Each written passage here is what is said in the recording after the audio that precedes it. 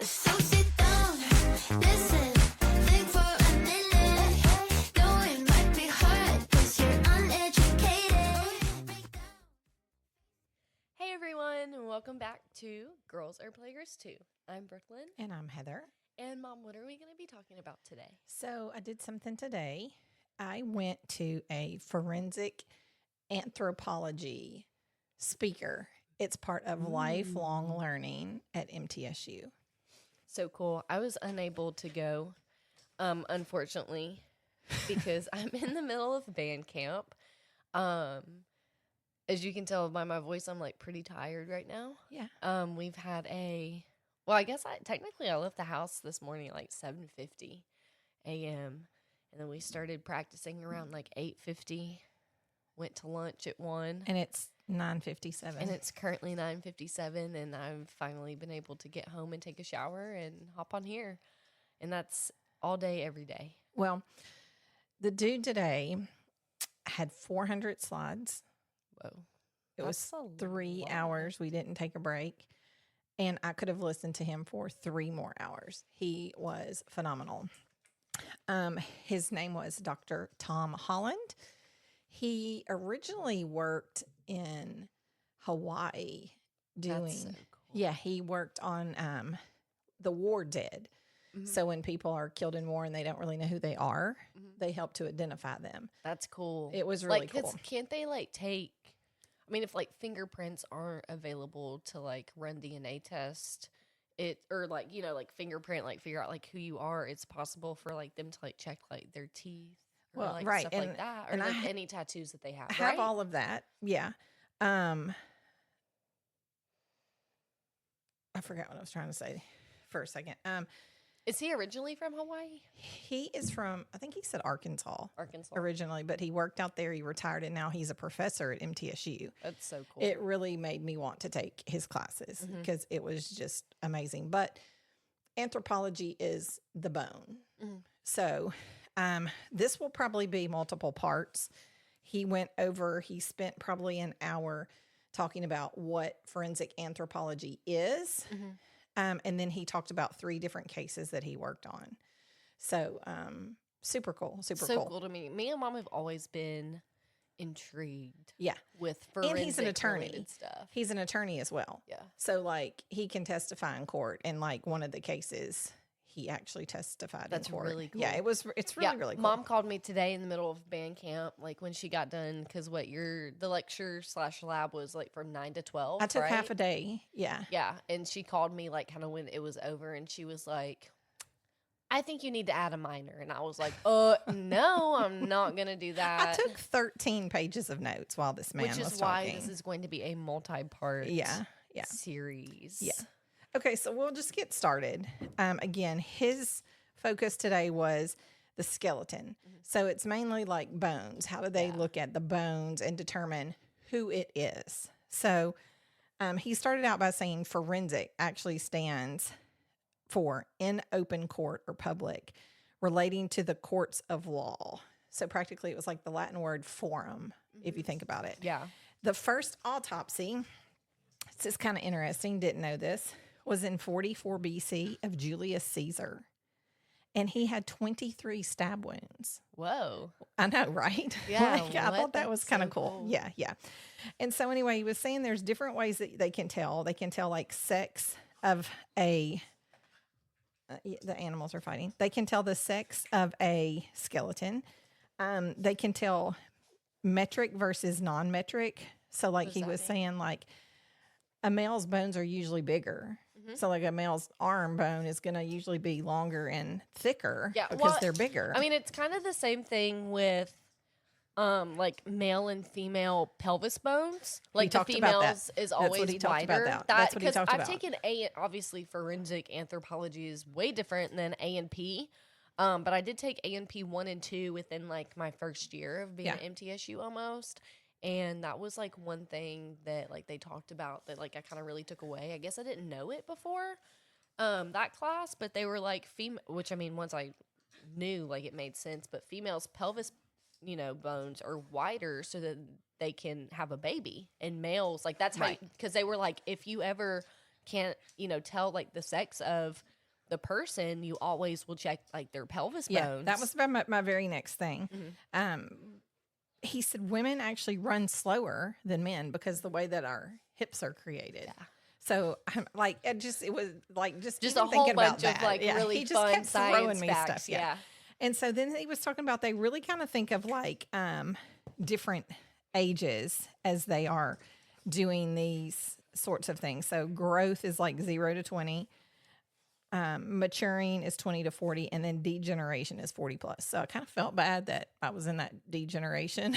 I was like, that's kind of depressing. Well, I'm kind of almost out of the growing phase. Right. So that's also kind of depressing. Well, you're right there on the line. You could be in both there. What was the second one again? Maturing 20 to 40. Oh, okay. So I'm in the maturing age. Yeah. So does it, like your frontal lobe doesn't develop until you're like 25 or 26 though. Right? Yeah, but we're thinking about bones. No, I know. I'm just saying like your frontal lobe maturity is, wise, like you're right. fully developed at like age 25, 26. Yes. Yeah. And that was kind of cool how he was talking about, like he was saying after the age of 20, they can't determine age based on teeth. Really? So he was saying like technically you have 52. I think these numbers are right. I was going really fast, so if I'm wrong, I might be off. But he was saying there's 52 teeth. You have 20 baby teeth, and I think 32 adult teeth. So, like, he had a picture of a skeleton, and you could see, like, the teeth, like, the baby teeth in the mouth, but then, like, the teeth, like, is, like, little capsules, like, around the mouth.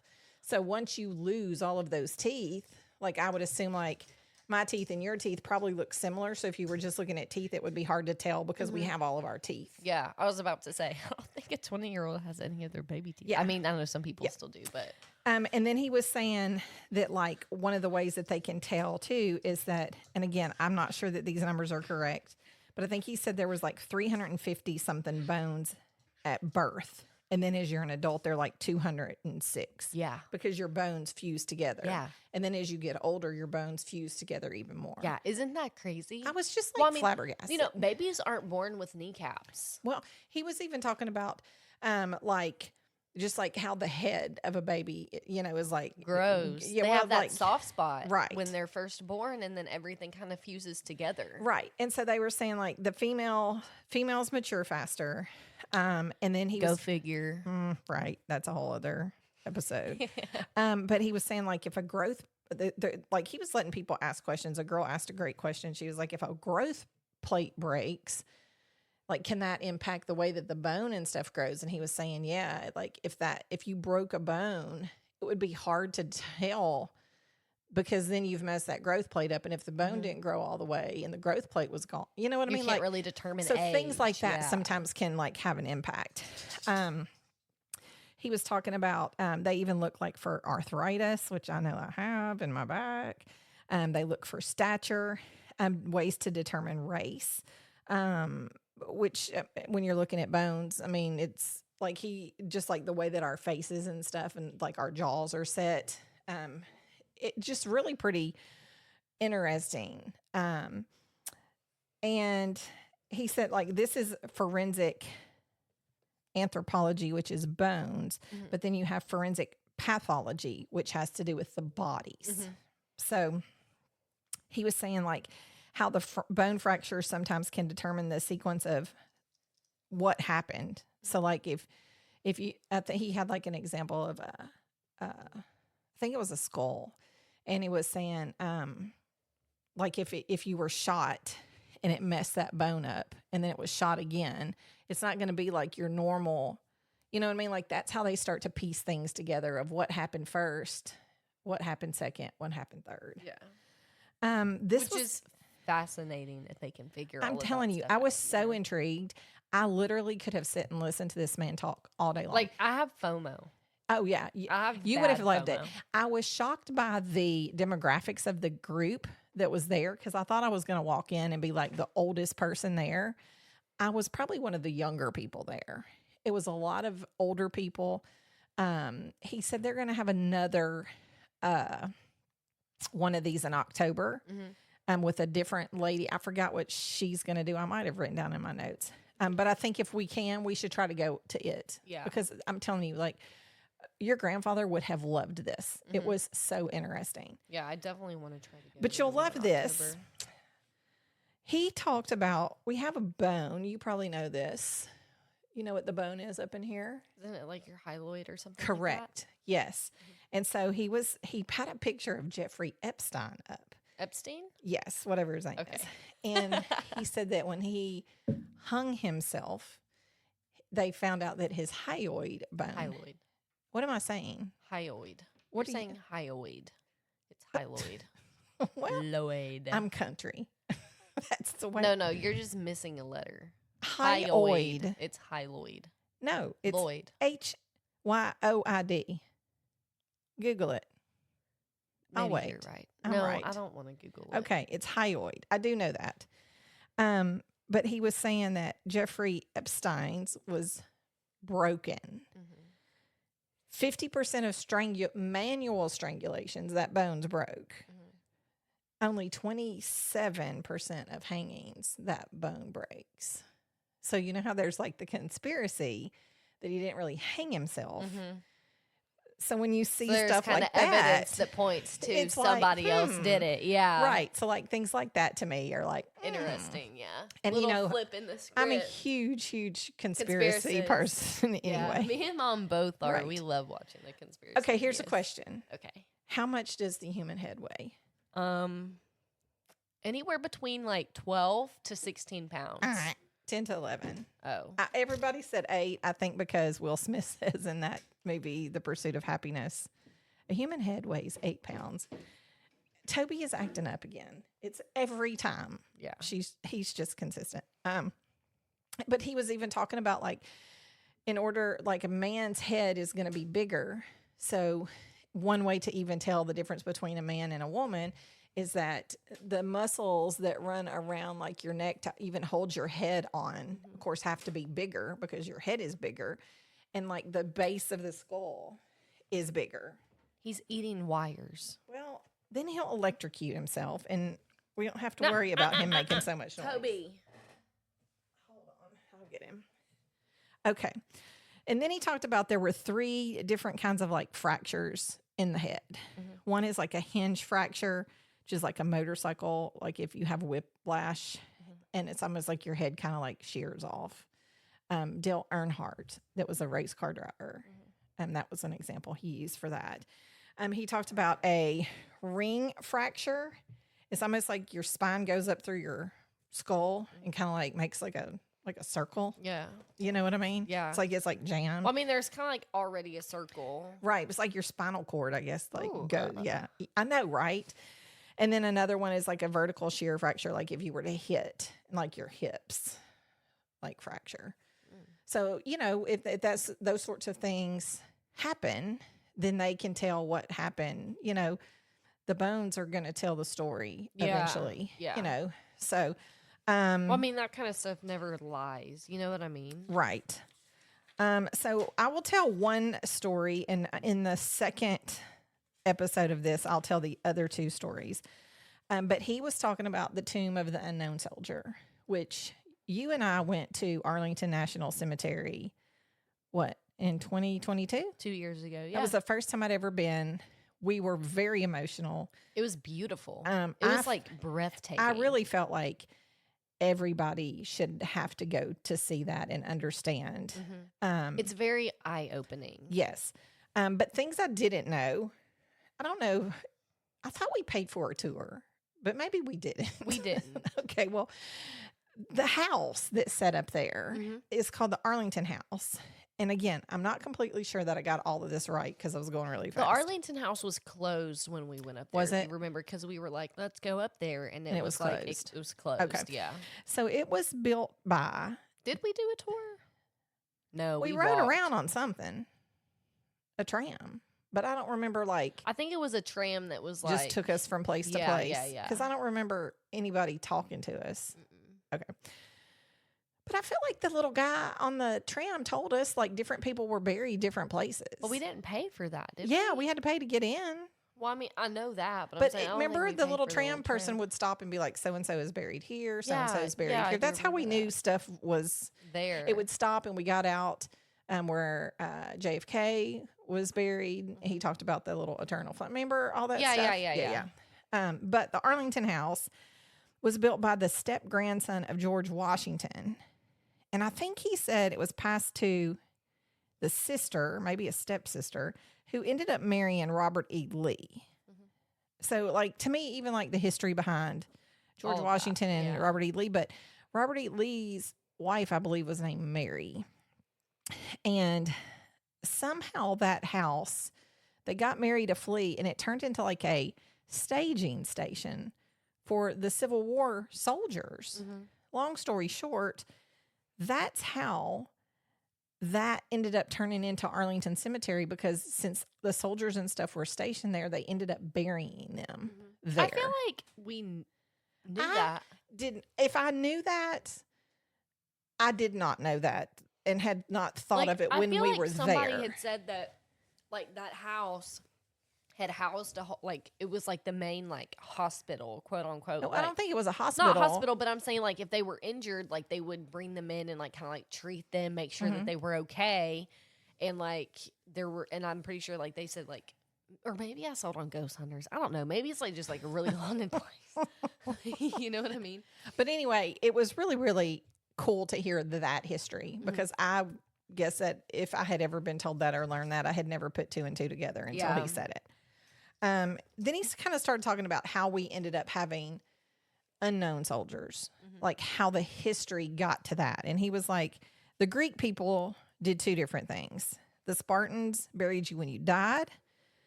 He said the British Commonwealth does that. The Athenians brought their dead back. Sometimes they even brought like an empty coffin that just was like, this is just representing all the people that we don't know. Yeah. But he was even talking, I think it was the Spartans. I didn't write this part down because I was intrigued and I was listening to him instead of it. But sometimes they could tell if they had those big shields and they had run away and died, they didn't have the shield with them. So if they were not, they found them and they weren't with a shield, they realized that they were running. But if they were found with the shield, then more than likely they were fighting and had fallen on their shield. So that's how they knew whether they were fighting on the battlefield or if they had fled. Yeah. So that was kind of cool. Kind of like a really odd detail that, you know, you wouldn't really think about. So this is kind of interesting. The first identification through dental records, I believe, was a man named Joseph Warren. And it was done through the first forensic odontologist. Do you know who the first forensic odontologist was? Your mama. Paul Revere. Really? I'm telling you, The British are coming. The British are coming. I learned so much today. I had no idea that he even did any of that stuff. I'm telling you, I learned so much. Paul Revere's the one that warned everybody about the British, right? I don't know.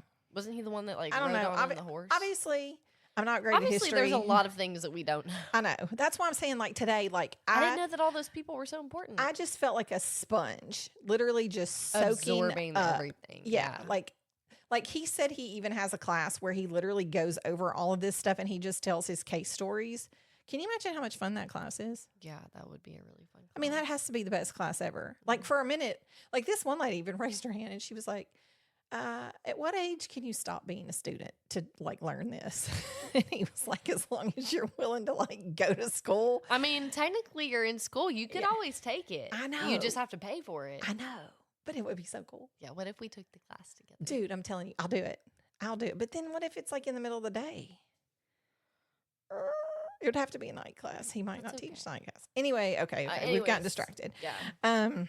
We can figure it out. But then they started talking about, like, when did we really start bringing our dead home? And it kind of started with Abraham Lincoln because his wife wanted him back. Part of the reason why they didn't bring a lot of the dead back is, of course, the bodies. But she wanted him back home, which would have taken 3 weeks, 7 states, and 1,600 miles. Meaning they would have to do what to Abraham Lincoln? Let's see if you can guess.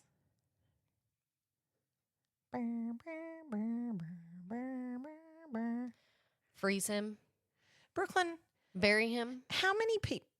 How are you going to take some people back 3 weeks, 7 states, and 1600 if they're buried or frozen? How you going to keep a body frozen? I don't know. I wasn't thinking, but then it would be stinky. So what did they do? Embalm. Correct. So that's when embalming really kind of started. Mm. Yeah. And so then we started talking about the tomb of the unknown soldier, which altogether, I think this is, I don't know if this is ours, but there's 2,111 bodies buried. Isn't that the like the whole ceremony that Might they be have the Civil together? War. Isn't that like the whole ceremony in Arlington Cemetery? Well, I'm getting there. Where I'm they're getting like there. silent. Okay. So the World War I is kind of like, remember it had like the big box that they marched in front of? Yeah, yeah, Okay. yeah. And it was That's like actually be quiet, be that's quiet. actually the tomb. Mhm. And it is guarded 24/7, Mhm. even if there's bad weather. Yeah. They don't move. They're always doing that exchange back and forth, Mhm. which I forget how often they exchanged, because I remember we stayed. It was And like watched 30 it. minutes. I know Yeah. it wasn't an hour. I think it's like every 45 minutes or something like well, that. I don't know, but that's the World War One. Mhm. Then the World War II, there's like 3 in front of it as well. World War II, the Korean, and Vietnam. World War II has, I think they said like 13 remains. They picked one. 6 remains. They picked one. Again, he was going through how do they pick these people? And then they have to literally meet this criteria. Ronald Reagan passed an act that like literally said for the unknown to be, it has to be, it's like 5 or 6. Certain amount. Yeah, and if the criteria doesn't match that, they can't be they can't be an unknown because you might know who they are. There's one for the Korean War. So it has to be so bad that like they're unidentifiable and Yeah, unidentifiable. right. That's sad. Yeah, but then they said that there was the Vietnam one. They had selected a person for burial. And they called it X-26. So like he teased that there are truly X files with the government. But this X-26 is because it's an unknown. And so they thought could have been 2 different people. So when they go in, and it wasn't like, I mean, it maybe like 4 or 5 bones. It was like a rib bone, like an arm bone. I mean, like nothing really Too big. identifiable. Yeah. But enough that they could figure out kind of the stature, the sex, and the age. And so it had like both of the 2 that they thought it could be, I think, had crashed in airplanes. So they found like a piece of a flight suit. It had like the dog tag chain, but without the dog tag. And so that wasn't helpful. They had just like a couple of different, like a holster of the gun, like just random things. Yeah. Yeah. So anyway, they had picked that one and put it in the tomb. And the family came back and was like, we really want to know who that is. And I don't know how they got it all. Figured He out. told the whole story of how they ended up getting exhumed, but literally they had to exhume the body because of like the rules around the soldier being unknown soldiers, guarded. yeah. As soon as the park closed, they put like walls around, and he had pictures and everything, and like they exhumed that and had to put it all back together before the next morning. And he was like, I don't even know how they did it, because he said like when we opened it up, it was like concrete. Like, so they were like having to jackhammer to get out. Wow. So that they could go back. Because now, what do we have that helps us identify bones that we didn't have years ago? Yeah. What is it? I don't know. You're like, yeah, DNA. So now they could do DNA on the bones. Yeah. Okay. So, But I thought that we had DNA like tests like in the 70s too. I don't. It wasn't as advanced as it is now, No. but I thought that that's been around for a hot minute. Like, Yeah, but that's I not don't something know- that's new. I don't know that DNA, and of course, I have no idea. I'm just making this up, but I think it was mainly like they could tell if it's a boy or girl. Like, I don't think they could tell chromosome. Like, they can't really Yeah. do like now where they can like track it. Mm-hmm. You know, I mean, now we have everything. I mean, more than likely, if you've done an ancestry DNA test, and you commit a crime, you probably, right. But they were saying it had to be done overnight, and then they had got like 2 hearses because they were freaked out if one of the hearses broke down that they couldn't, because they look at these unknown soldiers like with a lot of high regard, that they didn't want it like broke down on the side of the road. Mm-hmm. So like if it broke down, they wanted to have a hearse immediately that they could put it in so that it's not sitting over there, you know, stuck. Like a respect thing. Right. So even though both of the bones initially matched the profiles of each of those 2 that they thought it could be, and he was saying that the Vietnam place was called Anlock, I believe, and there were 9 people missing. So you didn't have a big like population of unknown soldiers anyway. It had to be one of the 9. Mm-hmm. So I mean, they were kind of already struggling with it being unknown because it's more than likely going to be one of these 9 people. But the 2 people that they thought, both of them matched like the stature, the age, and the sex, but the blood types didn't match. So when they finally got it exhumed, the DNA actually matched one of them's mother. So they did find out he was actually, I don't know where, but he was moved to another cemetery, like a. So he was no longer an unknown soldier. And now, that's so cool. Now the Vietnam unknown soldier section at Arlington, that tomb is empty. Really? Yes. Wow. That's what I'm telling you. That's it was like so such a knowledge. It's like the resurrection. The tomb is empty. Well, I wouldn't go that far, but I don't think there was any resurrection. There was just an exhumation. Identification. Correct. So anyway, that is today's part 1. I think I'm going to call this a bone to pick. Wow. Mm-hmm. Part 1. Mm-hmm. But Dr. Tom Holland, I told him after the I don't want to say it, the speech, I told him we were doing a podcast and asked if I could use his name. And he said, yeah. So I'm going to send this to him. Yay. So I just wanted to give him a shout out of a thanks because that was such a cool thing. Mm-hmm. One lady that was there, as I said, he answered a ton of questions. But her father was one of the unknowns from World War II. Mm-hmm. And she mentioned, I guess, where he had passed away. And he said in Hawaii, that's such a big group of unknowns. They have their own task force that like works on those unknowns, trying to figure out who they are. I mean, think World War II is like Granddaddy Duggar was in World War II. So crazy. Yeah, it was so totally intriguing. And then just to give you a preview into what we will talk about next week, the story of the Romanovs. Do you know their story? No. I didn't really know the story. I won't go into it. Your grandfather knew the story. It's about a whole family that was practically murdered. And then this Sam Shepard trial, which was the basis of the Fugitive show that was in 1963 to 1967 and the movie. So, yeah, those will be the next. Well, it seems like our listeners have some pretty intriguing things to look forward to within the next few weeks. This was, well, we said we were going to do some true crime stuff. This is as true crimey as we get. But yeah, like today as he was talking and like I started writing these notes and, we were like, what are we going to talk about this week? And I was like, oh my gosh, this is it. Perfect. I'm going to have to tell Brooklyn about it anyway when she gets home. Might as well turn this on, record it, and share it. But thank you, Dr. Tom Holland. This was amazing. Yeah. I'm excited for the one in October if I'm able to go, of course. Yeah. But yeah, that was really cool. Yeah. All right. Thanks, everybody, for listening.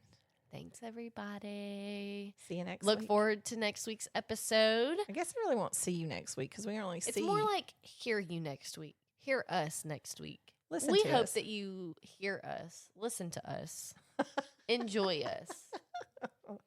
Anyways, guys, follow us on Instagram at _girls are players too. Bye, y'all. So sit down, listen